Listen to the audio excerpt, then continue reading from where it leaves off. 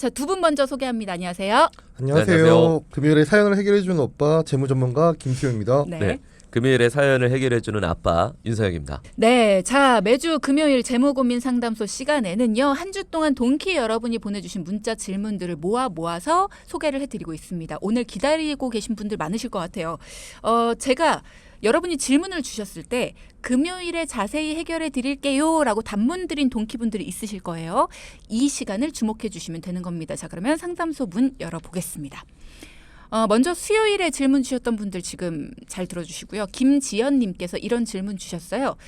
엄마 노후가 걱정돼서 연금을 들어드리고 싶어요. 66년생이신데요. 엄마가 제 이름으로 연금을 들면 엄마도 받고 저도 받을 수 있다고 하던데 정말 그런가요? 라는 질문 주셨거든요. 네, 지금 김수현님 말씀하시는 거는 이제 부모와 자녀가 함께 받는 연금의 그 형태인데요. 어머니랑 나이 차이가 아주 많이 나지 않는다면, 뭐 막둥이거나 이런 게 아니라면은 효율적인 연금 대안이 될 수 있거든요. 근데 이게 어떻게 연금 하나의 상품으로 두 명이 다 받아요? 이게 가능해요?라고 물어보시는 분들 계신데 그러니까. 그 정답은 계약자, 피보험자, 수익자를 어떻게 지정하냐에 따라서 달라집니다. 이 연금을 가입 시에 계약자를 어머니로 하고 네. 피보험자를 따님으로 하고 수익자, 돈을 받는 사람을 어머니로 지정하고 연금은 지금 이제 66년생이면 한 58세 정도 되실 텐데 연금은 몇 년 납 이게 중요하지만 거치 기간이 있거든요. 대부분 연금이. 그렇죠. 그래서 한 7년 정도 납입을 하고 5년을 거치한다고 가정을 한다면 어머님 기준 한 70세 정도부터 연금을 수령하시게 될 수 있거든요. 그러니까 종신형 연금으로 어머님이 연금을 수령하시다가 어머니 나중에 돌아가시더라도 피보험자인 따님이 지금 김지연님이 생존해 있기 때문에 피보험자, 수익자, 계약자가 따님으로 변경이 됩니다. 그러면 따님은 계속 그 연금을 이어서 받을 수 있는 거죠. 근데 이제 이런 플랜을 진행하시기에 앞서서 회사별로 연금액이 천차만별이니까 제대로 된 상담을 받으시고 진행을 하시는 거를 당부드리고 싶습니다. 그러면 만약에 어머니께서 계속 받으시다가 따님이 이어받을 때 조금 더 내고 금액을 조금 더 많이 받고 싶다, 조금 더 납입하겠다, 이런 것도 가능해요? 아닙니다. 연금 개시 이후에는 추가 납입이 가능하지 않습니다. 아, 그래요. 그렇군요. 자, 이런 부분 잘 알아두셨으면 좋겠습니다. 김지연님, 궁금증 해소되셨길 바라고요. 세상윤경님도 잘 들어주시기 바랍니다. 제가 가입한 보험에 간병비 특약이 있는 것 같습니다. 요즘에 간호간병 통합 서비스가 있는 병원에 입원을 해서 치료를 받는다면 이 보험에서 간병비 청구하고 보상받을 수 있을까요? 라는 질문 주셨어요. 네, 제 답변 드릴 텐데 이거 답변 드리기 앞서서 간병인 보험의 구성에 대해서 설명이 좀 필요할 것 같거든요. 보통 간병인 보험이라고 하면 다음과 같은 구성으로 컨설팅이 되거든요. 첫 번째, 상해나 질병으로 입원해서 간병인을 사용했을 때 지급되는 간병인 사용일당. 이게 아마 세상 유형님이 갖고 있는 특약이 요거 같아요. 그리고 두 번째, 요양병원에 입원해서 간병인을 사용했을 때 지급되는 요양병원 간병인 사용일당. 그리고 세 번째 질문하셨던 간호간병 통합 서비스 사용일당. 요 세 가지거든요. 근데 세상 유형님이 갖고 계신 특약은 첫 번째 말씀드린 간병인 사용일당에 해당되기 때문에 간호간병 통합 서비스가 있는 병원을 입원해서 간병인을 쓰실 경우에는 해당되지 않거든요. 그래서 별도의 세 번째 간호간병 통합 서비스 특약을 가입하셔야지 지급이 되겠죠. 그러면 간병인 보험 안에 이 세 가지 특약이 다 따로 있고 이 세 가지 특약 중에서 가입하는 거에 따라서 받을 수 있는 서비스는 다 나눠져 있다. 맞습니다. 아, 그렇군요. 세 가지 특약들이 묶어져 있는 거는 없어요? 아닙니다. 간병인 보험할 때 대부분 이 세 가지를 묶어서 가입을 하는데 근데 이런 거 말고 예전에는 그 간호간병이나 요양병원이 없었을 때는 그냥 이 간병인 특약으로 해서 다른 종합보험에 특약으로 넣어서 갖고 계신 것 같아요. 아, 그렇구나. 자, 한 분만 더 보겠습니다. 2784님이 어렸을 때 부모님이 가입해준 1세대 실손을 유지 중이었던 직장인인데요. 얼마 전에 4세대 실손으로 전환을 했습니다. 전환할 때 반드시 건강보험을 하나 더 가입해야 전환이 된다고 해서 3만 원짜리 보험을 또 가입했어요. 이렇게 되면 예전에 비해 보험료가 그렇게 줄어들지는 않을 것 같아서요. 실손 전환할 때 이렇게 보험을 또 새로 가입해야 되는 건가요? 네, 제가 답변을 드리자면 이런 경우들도 의외로 적지 않은데요. 결론부터 말씀드리자면 아닙니다. 네, 실손 전환을 했다고 해서 꼭 뭔가 보험을 또다시 가입해야 실손 전환이 되는 게 아니에요. 그럼 왜 이런 일들이 종종 일어나냐면 실손을 전환하게 되면 보험료가 좀 많이 낮아지게 되죠. 그렇죠. 그럼 그 여유분만큼 뭔가 보험을 더 가입할 때 소비자들의 심리적 저항이 그렇게 크지가 않습니다. 따라서 보험회사나 보험 설계사분들 입장에서는 실손 전환을 권유하고 새 보험 하나를 더 끼워 팔 기회를 창출할 수가 있는 것이죠. 다시 한번 말씀드리자면 딱 실손만 전환하셔도 되고 뭔가 다른 보험 가입을 더 권유받았을 때는 이건 거절하셔도 됩니다. 그러면 반드시라고 얘기한 거는 아니네요. 네, 사실이 좀 아닌 거네요. 강하게 권유했을 수는 있지만 꼭 강압적으로 이걸 꼭 가입해야 되는 건 아닙니다. 아이, 너무하네. 자, 어쨌든지 간에 해답을 두 분이 주셨습니다. 여러분 고민 사항들 해결해 봤고요. 자, 오늘은 어떤 고민 해결해 주실 건지 시작해 보겠습니다. 네, 오늘 재무 네. 네, 말씀드릴게요. 오늘 재무고민 상담소 시간 오늘의 주제는 알아두면 돈이 되는 보장 가성비입니다. 동키분들도 아주 쉽게 따라할 수 있는 우리 집 보험 가성비를 높이는 방법을 오늘 대공개하겠습니다. 알아두면 돈이 되는 보장 가성비. 무슨 프로그램 제목 같습니다. 알아두면 돈이 된다. 그러니까 이런 거 너무 좋아요. 알아두면 돈이 된다. 네. 우선 쭈디 네. 혹시 지금까지 살면서 입원을 많이 해봤는지가 먼저 궁금해요. 저 어려가지고요. 지금까지 살면서 입원 딱 한 번만 해봤는데요. 김수영 전문가님 왜 갑자기 마이크에서 쓰러지시죠? 괜찮습니다. 저랑 왜 거리 두시죠? 아니 근데 입원 딱 한 번 맹장 수술할 때 해봤고 사실 입원 많이 못 해보지 않아요? 살면서? 그렇죠. 저 같은 경우는 몇 년 전에 운전하다가 접촉사고 나서 그때 한번 딱 하루 한 번 입원한 적이 있었거든요. 저도 그때 말고는 아직까지 입원을 해본 경험이 없습니다. 제가 이 질문을 왜 드렸냐 하면 보험에서 가성비가 떨어진다고 하는 보장 중에 하나가 바로 입원 일당. 그것도 질병 입원 일당이죠. 질병으로 입원하면 그날부터 혹은 예전 상품 같은 경우는 3일 초과부터 입원비를 주는 이런 상품인데요. 이게 말로만 들으면 굉장히 고마운 보장이잖아요. 근데 아쉬운 부분이 뭐냐면 바로 보험료입니다. 그러니까 보험료가 좀 비싸다라는 거죠. 입원 일당이라는 게. 네, 비쌉니다. 한번 쉽게 좀 예를 들어서 말씀드려 볼까요? 자, 여기 45세인 남자분이 있다라고 하겠습니다. 이분이 입원하면 하루에 3만 원을 입원비로 받을 수 있는 질병 입원 일당을 20년 납 100세 만기로 가입한다고 가정해 보면요. 네. 이분의 경우 질병으로 입원하면 하루에 3만 원을 받기 위해 내야 하는 한 달 보험료가 대략 월 2만 8천 원 정도가 됩니다. 굳이 가입해야 할 필요성이 느껴지실까요? 생각보다 많이 비싸네요. 28,000원이면. 네, 그렇죠. 특히나 요즘은 입원을 거의 안 해봤다 하는 분들이나 또 길어야 사는 동안 한 3, 4일 정도 입원했다 하는 분들이 많은데요. 특히 요즘 대학병원에서는 입원을 하고 몸이 좀 회복이 덜 된 것 같아서 하루만 더 입원을 하고 싶다고 하더라도 내 마음대로 그게 되지가 않거든요. 안 시켜주죠. 그렇죠. 제 고객분들 중에서도 얼마 전에 대학병원에 입원했을 때 입원을 하루 더 하고자 했는데 이걸 또 담당 교수님을 만나서 입원을 연장하고 말고를 결정해야 됐거든요. 내 마음대로 입원을 길게 하고 싶다고 할 수 있는 환경이 지금은 아니라는 거죠. 그렇죠. 입원을 거의 안 해본 입장에서 보면 사실 이건 좀 가성비가 떨어지는 보장으로 보이긴 해요. 예, 그렇죠. 하루 3만 원 입원비를 보장받자고 매달 3만 원씩 20년을 내야 하는 보장을 꼭 보험으로 가입해서 준비해야 할지 생각해 볼 필요가 있죠. 네. 입원 일당 보장이 좋다, 나쁘다가 아니라 3만 원 입원비를 받으려고 거의 매달 3만 원의 보험료를 내야 하는 게 가성비가 좋다고 볼 수는 없는 것입니다. 네, 맞습니다. 반드시 필요한 보장이라면야 조금 더 돈을 내더라도 가입을 해야 맞지만 이건 그게 아니라는 건데요. 또 의료 실비에서 입원비는 자기부담금을 제외하고 대부분 보장을 받을 수가 있고요. 그렇기 때문에 이것 때문에 내야 하는 입원 일당 보험료가 비싸기 때문에 이런 말씀을 드리는 거죠. 이런 가성비가 떨어지는 보장에 보험료를 지나치게 많이 내고 있는 분들도 꽤 많거든요. 그렇죠.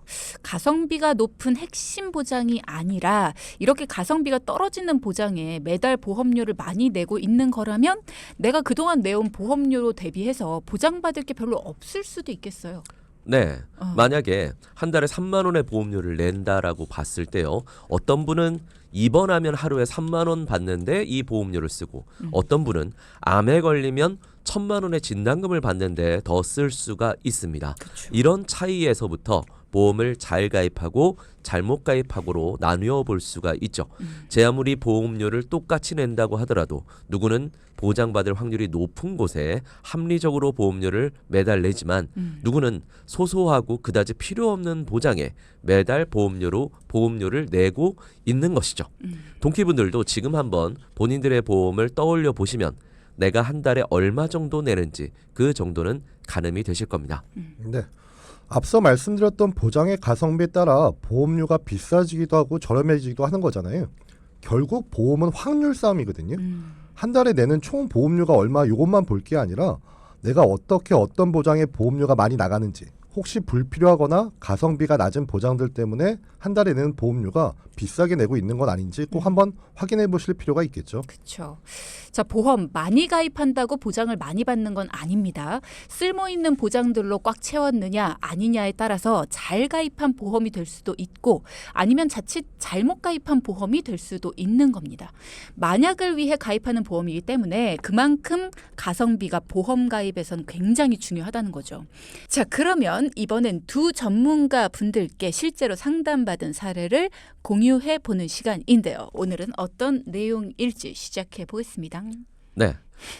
보험은 무조건 중간에 손을 보면 손해라는 거는 누구나 좀 알고 계실 텐데요. 네. 그래서 나와 가족의 보험은 처음부터 잘 가입하는 게 아주 중요하죠. 그렇죠.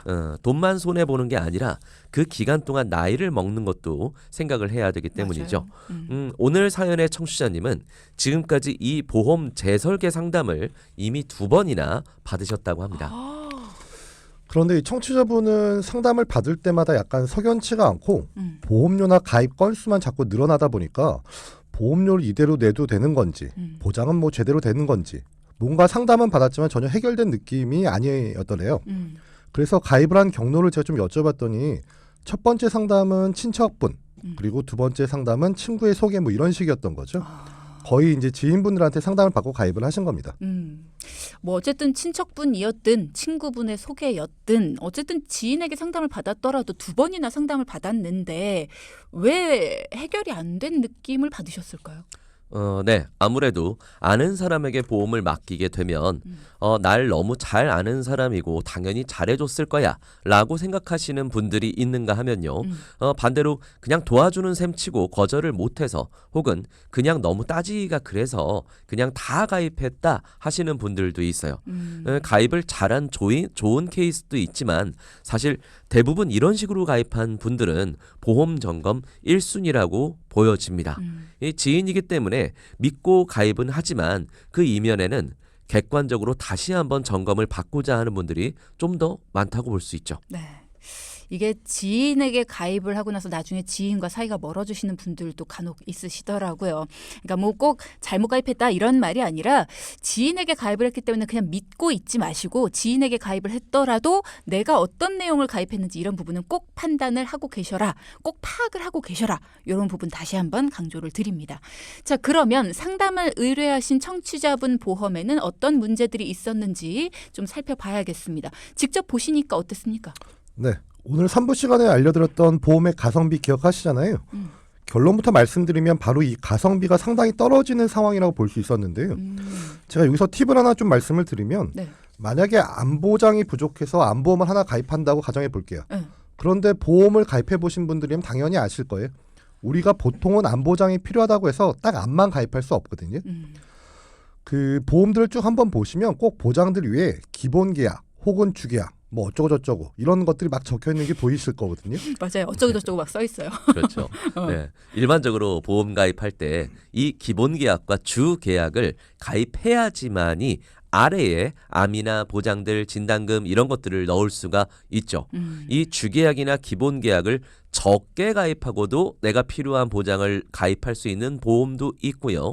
쓸데없이 좀 많이 넣어야만 보장을 넣을 수 있는 보험 상품들도 있습니다. 그럼 당연히 가입하는 사람 입장에서는 이런 주계약이나 기본 계약을 최대한 적게 넣어야 보험료 측면에서 유리하겠죠. 그렇죠. 그러니까 기본으로 넣어야 하는 걸 최대한 적게 넣는 보험을 가입해야 똑같은 보장을 가입해도 더 저렴하게 합리적인 가격으로 가입을 할 수 있는 팁이다라는 말씀이네요. 네, 그렇습니다. 휴대전화도 저희가 기본 요금이라는 게 있잖아요. 그렇죠. 이거랑 비슷하게 생각하시면 쉽겠죠. 이왕이면 똑같은 통화 시간을 써도 기본 요금이 싸냐 비싸냐에 따라서 한 달에 내는 통신 요금이 서로 다르잖아요. 그죠. 이 보험도 마찬가지인데 이게 왜 중요하냐면 이렇게 가입한 보험은 우리가 한두 달 내고 끝나는 게 아니라 최소 20년, 길면 30년 동안 내야 하기 때문이죠. 맞네. 네, 정해진 보험료를 20년 이상 납입을 해야 하는데 똑같은 보장을 남들보다 비싸게 가입한다면 좀 억울하죠. 그렇기 때문에 이런 꿀팁도 기억을 하시는 게 좋습니다. 이 기준은 회사마다 그리고 상품마다 다 다르거든요. 그러므로 가입한 보험을 포함해서 다시 한번 살펴보시는 게 좋습니다. 그러네요. 그래야지 보장을 남들보다 더 비싸게 가입하는 실수를 최대한 막을 수 있다. 좋은 팁이에요. 네. 음. 그리고 하나 더 말씀드릴 팁이 있는데요. 보험회사를 하나만 고집하는 분들이 간혹 계시거나 한 보험회사의 가족 전체가 우르르 전부 가입하는 경우도 많거든요. 그런 경우 많아요. 맞습니다. 그런데 보험회사마다 당연히 주력을 하는 장점들이 서로 다르거든요. 어떤 보험사는 안보장이 좀 싸고 좋은 반면에 어떤 보험사는 혈관 보장이 좋고 어떤 보험사는 자녀보험이 좋고 이런 식으로 주력을 하는 게 서로 다 다르거든요. 이거 굉장히 중요한 말씀이네요. 그렇죠. 따라서 너무 한 회사에 올인해서 보험을 가입하게 되면 어떤 보장 하나 이상은 손해를 볼 수도 있는 것입니다. 따라서 이미 가입한 보험들이 있다면 가족들 보험 모두 함께 제대로 체크해 볼 필요가 있습니다. 네.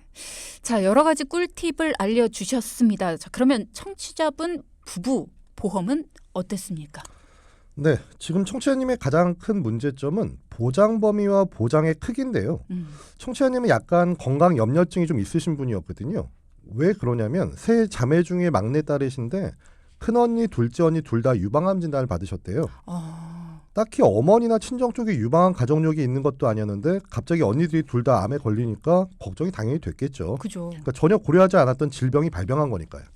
네, 사실 유방암이나 자궁암은 가족력이 있고 없고를 떠나 성인 여성이라면 누구나 걱정하고 염려하는 질병이죠. 그런데 한 달 보험료로 내는 금액이 49만 원 정도인데요. 이분이 유방암 진단을 받을 경우 받을 수 있는 보장 금액이 겨우 800만 원밖에는 안 됩니다. 자궁암도 마찬가지였고요. 이런 암보험이 있다면 가입을 하시겠습니까? 안 하죠. 예, 당연히 안 하실 텐데 생각보다 이렇게 가입하고 있는 여성분들이 꽤 많습니다.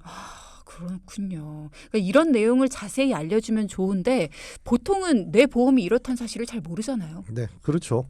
암보험은 그냥 암보험이지. 뭐 유방암, 자궁암에 걸려도 안 주는 암보험이라고 이게 대문짝만하게 적혀 있진 않거든요. 아유, 안 적혀 있죠. 이게 모두 다 그런 건 아니지만 가입 당시 이런 설명을 미리 알려주지 않는 경우도 많거든요.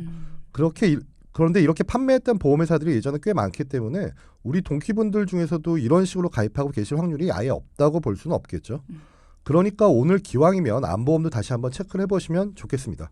네, 자 다시 사연 주신 청취자분의 사연으로 돌아와서요. 지금 청취자님은 한 달에 50만 원 가까이 보험료를 내고 있는데 유방암, 자궁암에 걸리면 800만 원밖에 못 받는다고 말씀을 드렸죠. 네. 만약 나와 똑같은 나이, 똑같은 직업인 친구는 한 달 7만 원 정도의 보험료로 암 진단 4천만 원, 그리고 유방암, 자궁암도 4천만 원 모두 다 받을 수 있다면 어떨까요? 억울하죠. 억울하죠. 예, 보험을 똑똑하게 가입하는 방법은 이렇게 따로 있습니다. 보험료를 애초부터 싸게 냈다면야 억울할 일도 없지만 오히려 남들보다 몇 배 이상 보험료를 내면서도 내 보장이 적다면 많이 억울하지 않겠습니까? 그럼요.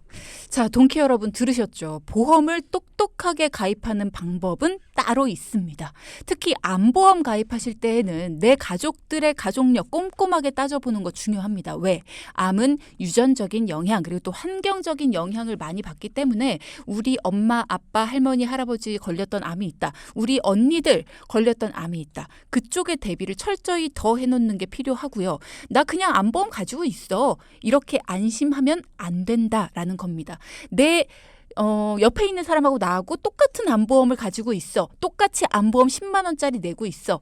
그게 끝이 아니에요. 이 사람하고 나하고 똑같이 유방암에 걸려도요. 옆 사람은 3천만 원 받는데 나는 500만 원만 받을 수도 있다는 겁니다. 그러니까 암보험만 갖고 있어가 끝이 아니라 둘 다 똑같은 암보험을 갖고 있어가 아니라 암보험 안에 어떤 암에 걸려서도 어떤 얼만큼을 받을 수 있는지 보장까지도 확실하게 알아둬야 된다는 거예요.